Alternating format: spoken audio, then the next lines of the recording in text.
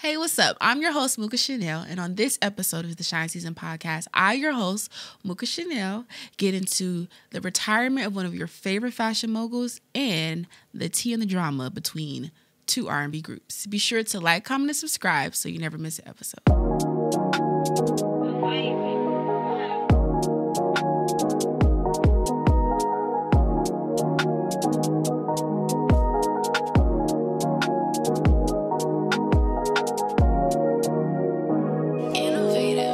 What's up, y'all? I'm your host, Mooka Chanel. It's the new season, same fire content that we've been enjoying. So let's just get into it, y'all. We just got to get into it. So let's start off with how the girl is feeling. I'm feeling great, guys. It's so funny, sitting here talking to just, y'all and, not somebody else. But, you guys know, we're friends. We're community. So, we can do this. But I will say, being on camera talking to yourself, it is an adjustment, but we're doing it. Okay, so let's get into the segments, y'all. Fresh off the press, XSCAPE and SWV, y'all. I don't know if y'all know. I don't know if y'all got Peacock. I got Peacock money. I don't know if you got Peacock money, but I got Peacock money. And SWV and XSCAPE, they have a new show out called The Queens of R&B. Right now, let's rewind. Let's take it a step back before we get into it.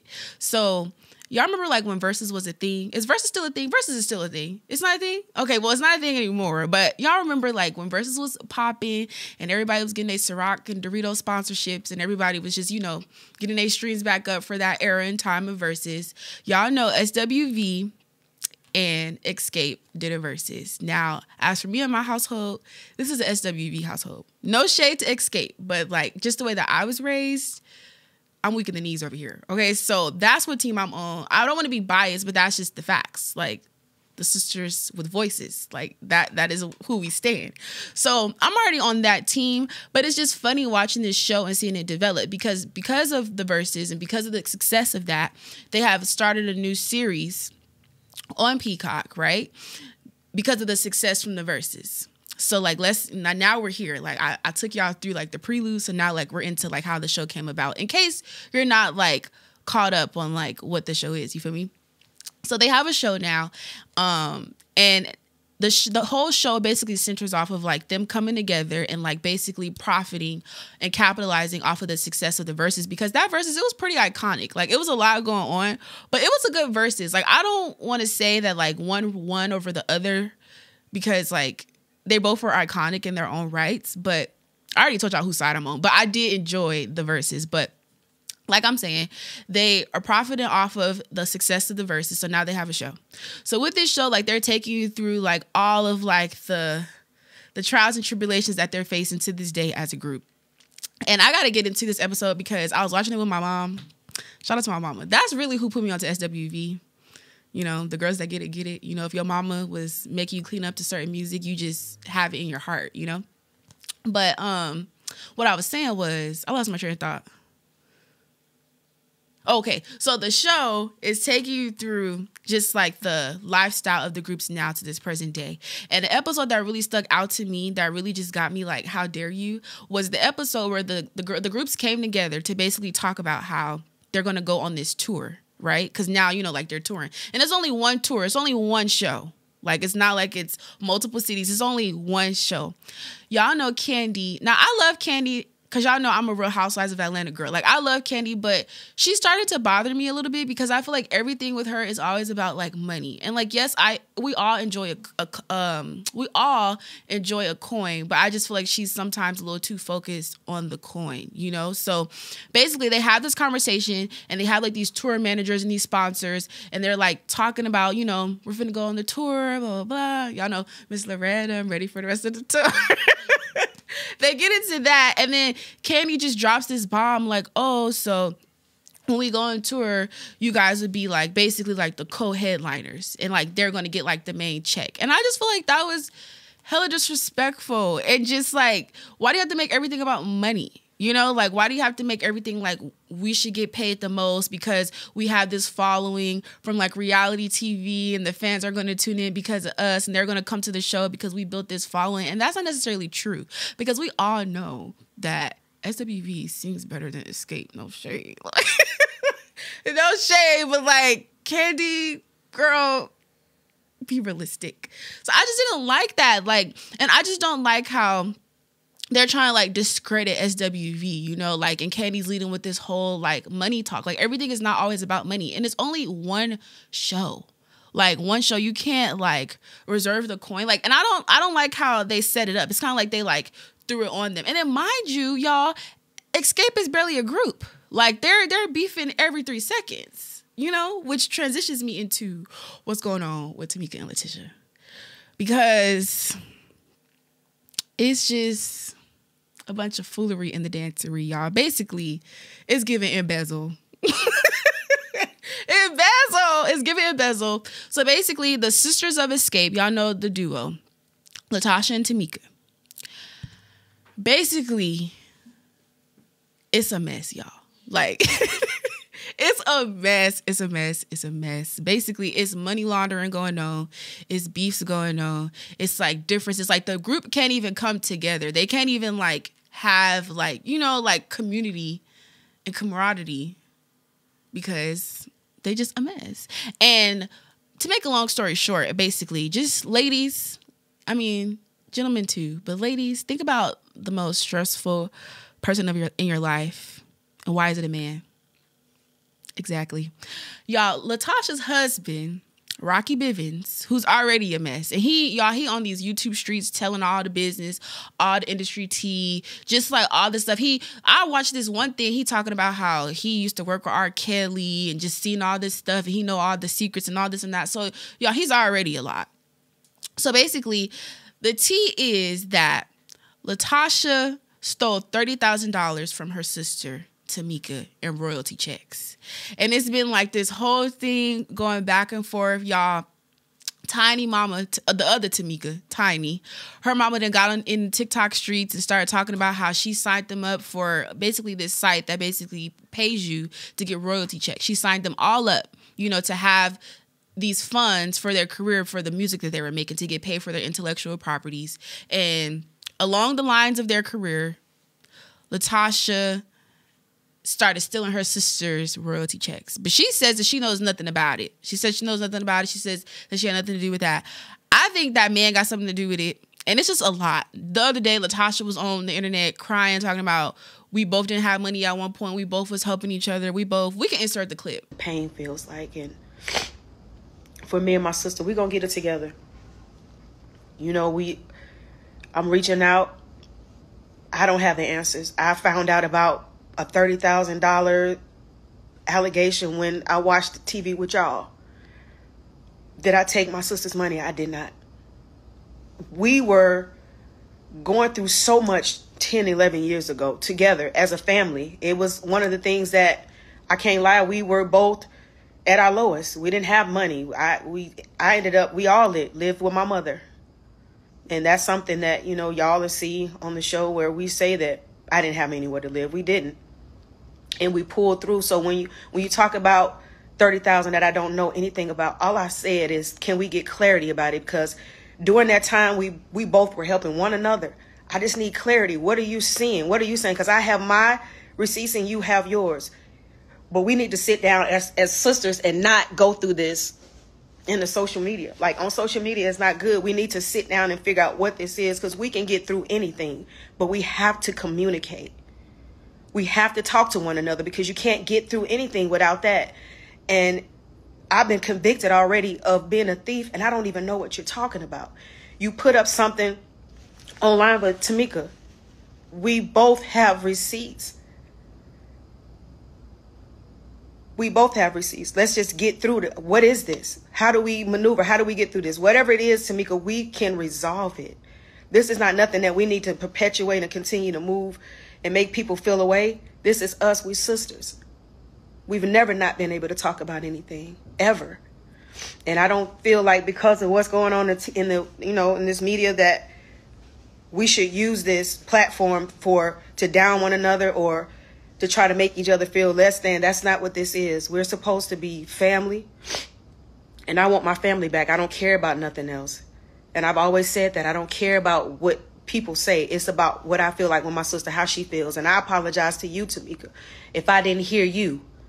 If I didn't hear your voice, I'm sorry. I'm trying my best to make it. I'm trying to weather storms in my own personal life. It's like I'm not trying to negate how y'all's feelings are. It's like I have to still have peace within. I got to be able to understand how to move. I don't have all the answers. Being a big sister, you don't have all the answers. Sometimes I make mistakes. I'm human. But with us, we have to resolve this. This cannot dampen or drag us out or make us feel like we don't love each other. We love each other. The love is never going to go. Love doesn't just, you can't throw love away. You just can't throw it out the window because something comes on, and you have a hiccup in the road. That's not what this is. I love you with all of my heart. With all of my heart. And when I hear people say, your sister had your back, and we've had each other's backs. I stood up for you the same way you stood up for me. And I won't apologize for that. That's what it is. That's what you're supposed to do. That's how we were raised. That bond can't be broken. Now, right now, we're going through these times, but at the end of the day, when I got my sister and I got my family, I still stand on that. That's everything. It's that and then the business. And that's why y'all see me looking crazy on TV. Y'all don't know that was the very first scene that my sister and I shot with my mother. No, it wasn't 4 or 5 scenes later. It was the very first scene. So I'm upset. I carry my feelings right here. Everybody that knows me, they know that. I'm not fake. I don't know what to do with that. This is who I am. I can't hide from it. I can't shun it. I can't sit here and pretend that it ain't. This is who I am. So if y'all see me cry, y'all see me looking like this, is because I'm in my feelings. And I'm in my feelings when it come down to my family. And we going to resolve this. I love my sister. And can't nobody else talk about it. Don't call me talking about my sister. Don't text me talking about my sister. Do not DM me talking about my sister. Because we're going through this. It's just the fact that we're in the public eye. So many people out there now. Y'all going through stuff too. It's just the cameras are not in y'all's faces. The cameras are not capturing the fact that you guys are going through far worse than what we are. And I'm not pointing fingers. I'm saying, don't judge us. Pray for us. Be there for us. In a way to where God gets the glory. It's not even about us at the end of the day. It's about the love that we have and what we show people to get through. I think that she stole her sister money. And now that it's all on TV and it's all coming out, it's like too much. And the reality is, because in the clip that Latasha posted, the reality is you do sometimes get into little scuffles with your family. And sometimes things do happen financially in your families where situations get blurred and numbers are oh, I let you borrow this, but you only gave me back this. So those are elements, and we have to also keep in mind that these are celebrities and they are going through real life things in front of a camera. But at the same time, I think people like to throw that out there, I'm going through all this in front of a camera. And it's nobody told you to sign up for this. like you wanted to do this, So you have to keep that in mind. And I've even learned that, even with this platform, I may not be the biggest podcast ever just yet, but I've said shit on this show. I'd be ooh, why would I say that? But it's just lesson learned, but hopefully they can get through this situation because it's really unfortunate. And you would hate to see such a legacy be tarnished over, what is it? Disloyalty, I guess? Or I don't know. I don't know what the word is. I can't think of it now, but I would just hate, because the reality is they are a family in real life. You don't want to see a family go through things like that, but also shit be happening, shit. So my solution is get rid of that man because he's a mess. And it's a whole lot going on with him because even then with that situation, y'all, they talking about a sex tape and exposing her sister and all this stuff. So, and honestly, if that was my family, I would take that ass to court. But, different strokes for different folks. Okay, but y'all get into it. Tune into the Queens of R&B on Peacock if you got Peacock money. And if you don't, finesse that thing. So, our next topic, y'all, in these streets of the press, y'all, fresh off the press. And this one really makes me sad because I was rooting for you. We were all rooting for you. We were all rooting for you. And you shut your black ass. Jonathan Majors is in trouble, y'all. He's in trouble for putting his hands on a woman. Now, the stance that I'm on when things like this come out, like domestic violence and just abuse and assault, I don't know if it's the biased thing to believe, but I'm just going to believe the victim until I get some evidence that there's reason not to believe, So it's this whole situation where basically he got into a fight with his partner The story is she went through his phone and then they just got to tussling and scuffling.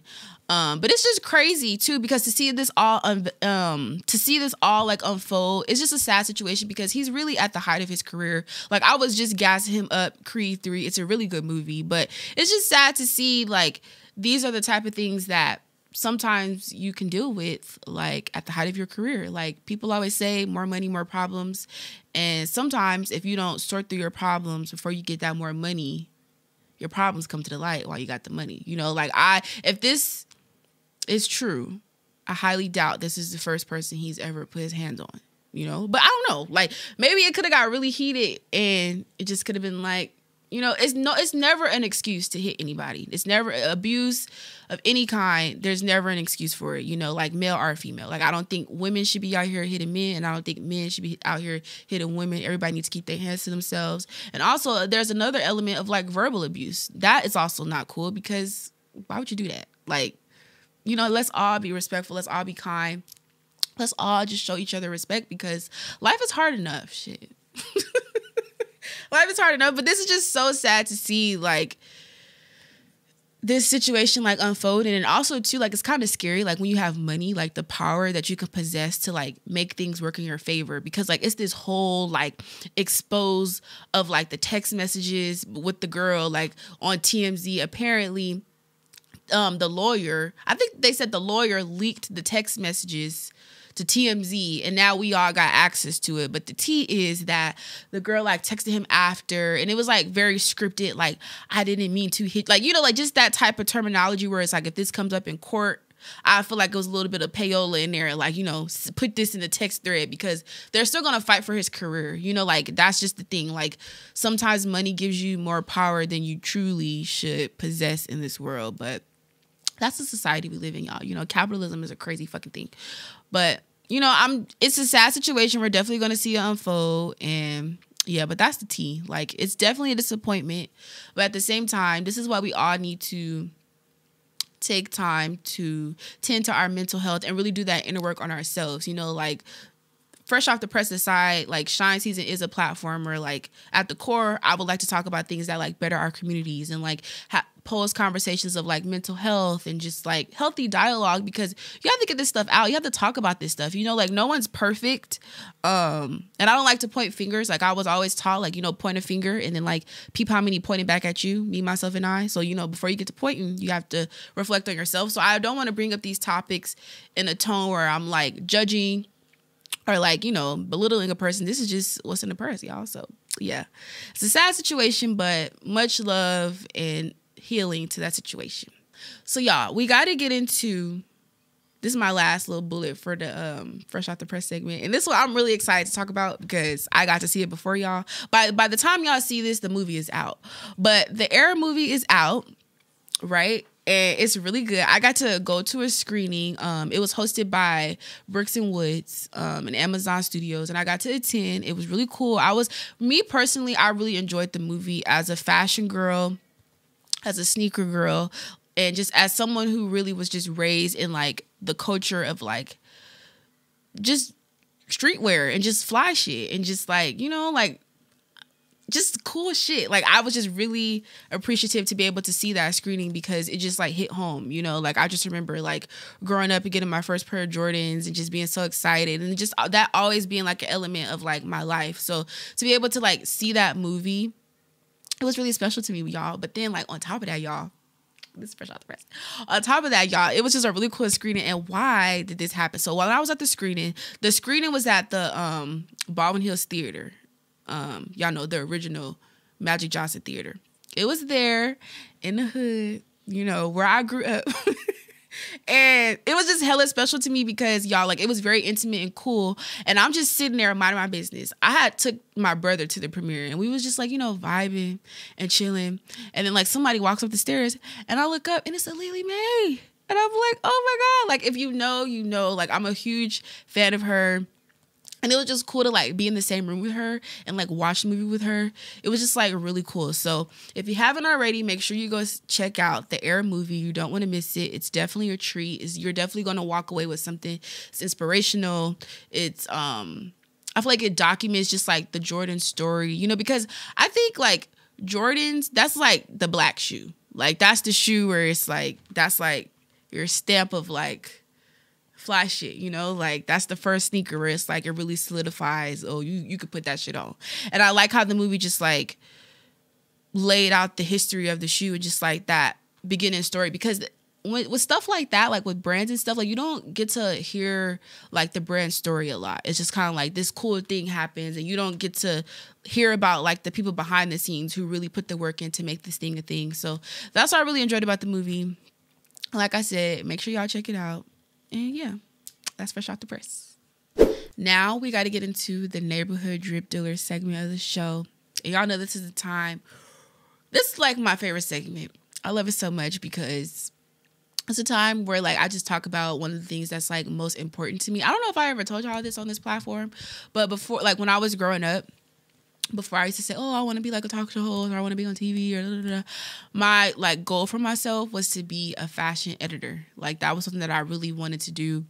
I just swore I was gonna work for Teen Vogue, 17 magazine. Like I definitely grew up in that era, hence the table, like cutting out magazines and like putting it on my wall and like manifesting this life for myself. And it's just funny to see like how you grow into like your passions. Like I didn't, like at first, like growing up I was so focused on like, I want to be a fashion editor, but like now you guys see like I'm not necessarily like a fashion editor, but like at this point like I am an emerging fashion commentator. So this is why this is one of my favorite segments of the show. And I'll be thinking like this is my favorite part of the show because I grew up watching like Joan Rivers, Fashion Police, and just being like, you know what, that white bitch, she can read these looks, and I could do that one day too. So yeah, but we have to get into this segment, and for the neighborhood drip dealer, we're just gonna have a conversation around fashion. You know, celebrity stylist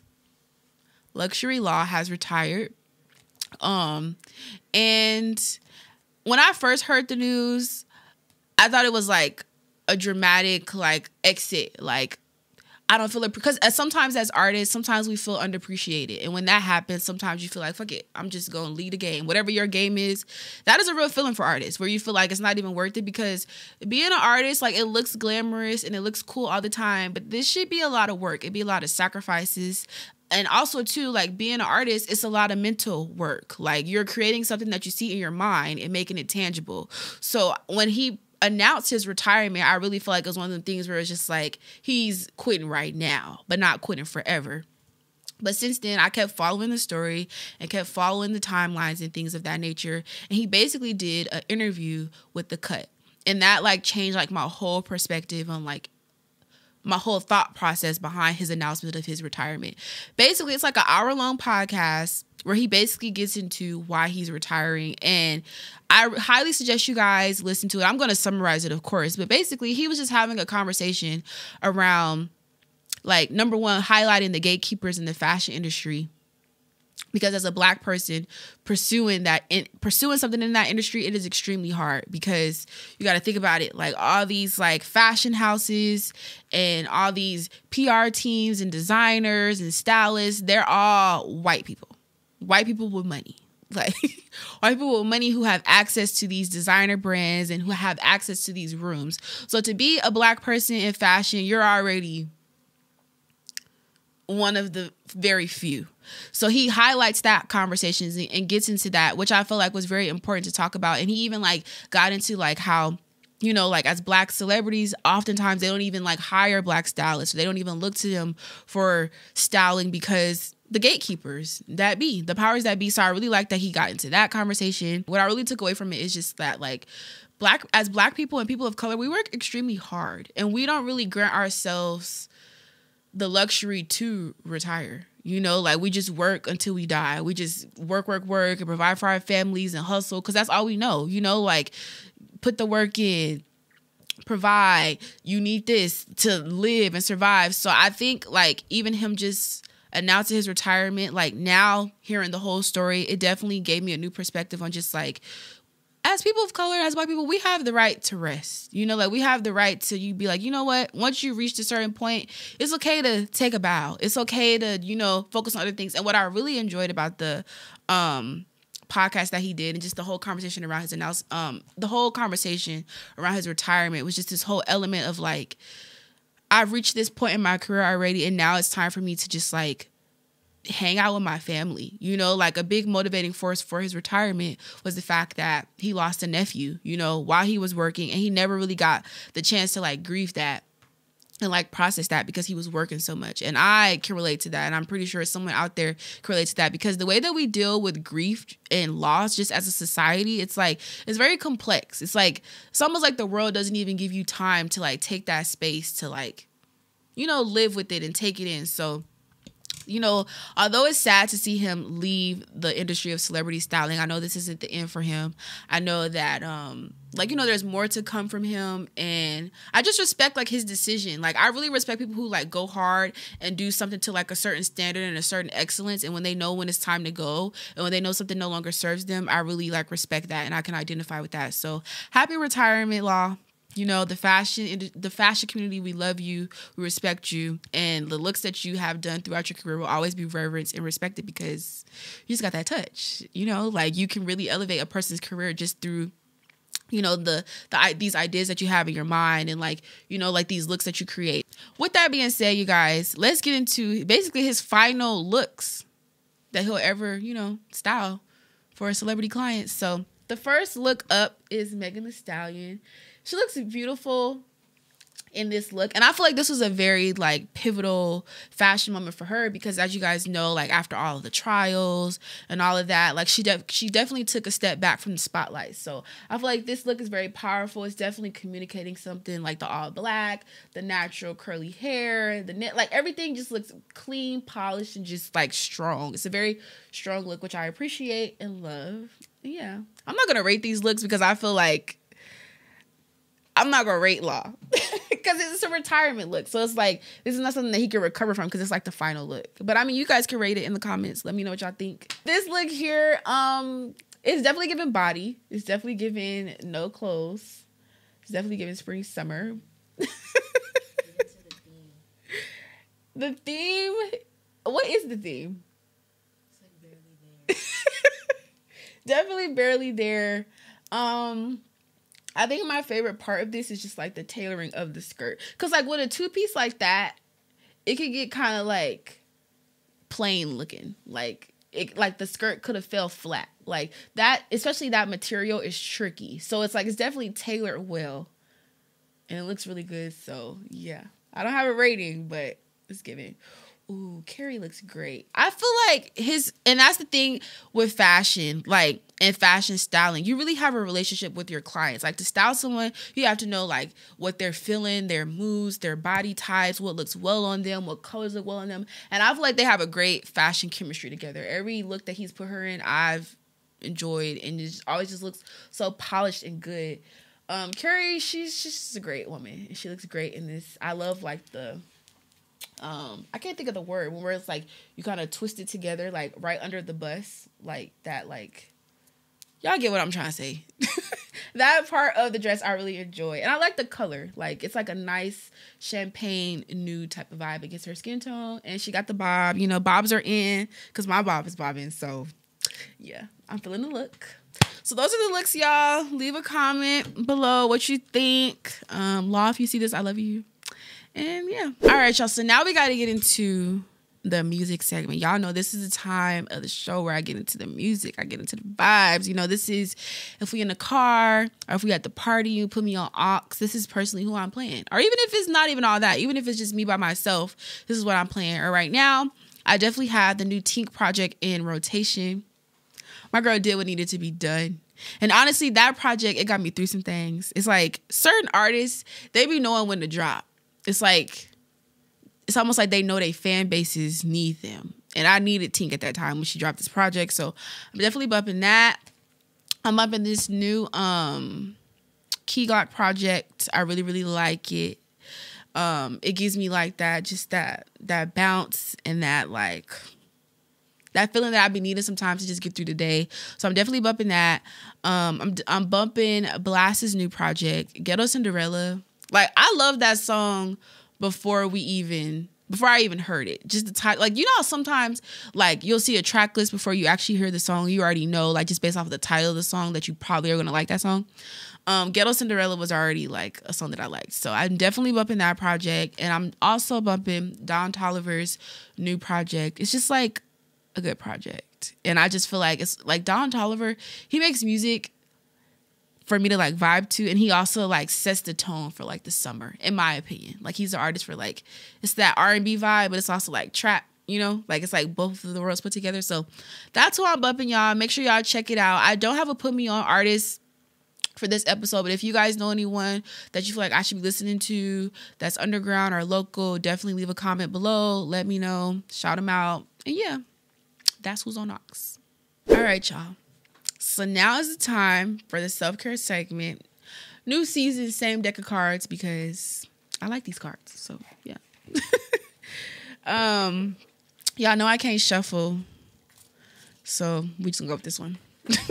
That was so lazy, but you already know what it is with me. And if you don't know, now you know. So this card says inspiration. Some of us ran so far away during a period of survival that we forgot to come back home to ourselves. Return home to yourself. You are safe now. Take a breath and smile. You are enough. I love that because I feel like this card is in alignment to like what I was talking about earlier about like Law and like his whole like announcement of his retirement. Like sometimes we be working so hard and like striving for so much that we don't sometimes recognize or realize that like sometimes it's enough to just be, you know, like you don't always have to be like at the height of your career or like working so hard to like just be validated as a human. You know, sometimes it's just enough to be present in your body and to just smile at the world because it's enough bullshit out here to be frowned about. So it's like you got to be intentional about your joy and your rest and your happiness. So that was a good card. I'm fucking with it. So yeah, that was a self-care segment, y'all. And yeah, y'all know for Shine season, I'm always trying to pose conversations around like mental health and wellness because it's important, because you just never know. Like mental health is just as important as physical health. So yeah. All right, y'all. So now is the time of the show where we get into the tea. Okay. And I don't know if y'all seen that, but the microphone stand kind of like blocked my rays, but it's fine. It's fine. Y'all know what I'm doing. So we got to get into the tea. And this one is very short. It just says, hey, Shine season, any tips for creative burnout? And that was a very good question. I'm going to take a little sip for that because I feel like I've been talking to y'all so much that like my lip gloss is drying out. But any tips for creative burnout? My number one tip would be to take a break. Like when you feel yourself like burning out, like take a break just to get like re-inspired again. That's like very important because just I guess like the whole theme of like this episode is just like it's so much up here where it's like if you don't tend to just like taking a break sometimes, you will burn yourself out, you know? So like just if you have the luxury, because I know in some creative instances you can't afford to take a break. It's like I need this creativity to pay my bills. I need this creativity to, you know, I'm not saying the break got to be forever, but just like, you know, take breaks. Like sometimes instead of, I don't know, whatever your creativity theme, okay, let's say you're a photographer and let's say you have like probably like 300 pictures to edit by Friday and it's Wednesday. Like just make sure that while you're editing that you take breaks, like take walks, like watch movies, like do other things to like spark your creativity without like forcing it so much. Cause I think that's another thing too. Like when I used to write a lot and do like journalism and stuff, like I used to like be like, oh my God, I have writer's block. I can't think of anything. I can't. And then it's like when I would just take a step away, even if it was for like 10 to 15 minutes to just have a conversation with someone, call a friend, you know, watch a movie, like that would kind of like spark something in me. So just being intentional about the breaks that you take as a creative, I feel like that definitely like helps with burnout because it's a real thing, you know, like with this creative shit, like we definitely make it look all glamorous, but it's not. Like it's not always peaches and cream every day. Like it takes a lot of work to execute, you know? So just make sure that you attend to that. And also too, like, just find ways to like re-inspire yourself, find new inspirations, like try new hobbies, try new things, because that could help you with your burnout. So yeah, I hope that helped. And yeah, that's my tip. If you have any tea that you want to submit to the pot, make sure that you DM at Shine Season on Instagram, or even just hit me up on Instagram at Mooka Chanel, because we can get into it on the show. Yeah. All right, y'all. That concludes this episode of the Shine Season podcast. I want to thank you so much for tuning in. As always, make sure that y'all like, comment, and subscribe so you never miss an episode.